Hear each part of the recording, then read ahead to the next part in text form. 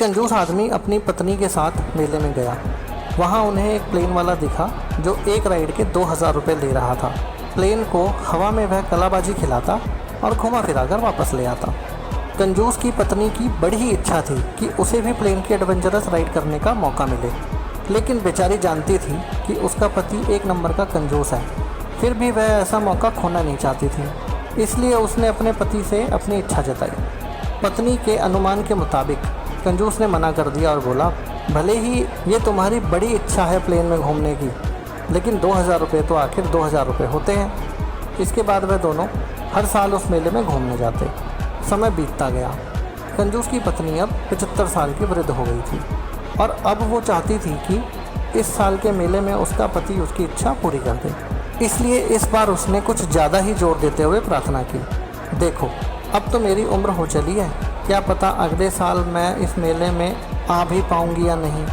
कम से कम इस साल तो मेरी इच्छा पूरी कर दो। लेकिन उस कंजूस का वही जवाब था, 2000 तो आखिर 2000 रुपये होते हैं।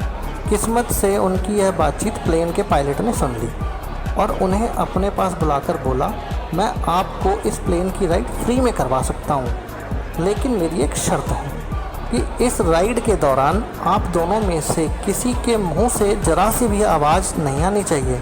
अगर आप दोनों में से कोई भी बोला तो आपको 2000 रुपये देने होंगे। कंजूस तैयार हो गया। दोनों प्लेन में चढ़ गए। पायलट भी बदमाश था, उसने प्लेन को ज़ोरदार कलाबाजियाँ खिलाई और प्लेन उड़ाने की अपनी सारी कलाकारी दिखाई, लेकिन दोनों के मुँह से आह नहीं निकलवा सका। धरती पर लौटते ही पायलट उस कंजूस से बोला, आपके अंदर गजब की हिम्मत है, वरना प्लेन की इतनी कलाबाजियों के बाद तो अच्छे अच्छे जवानों के मुंह से चिल्लाहट निकल जाती है।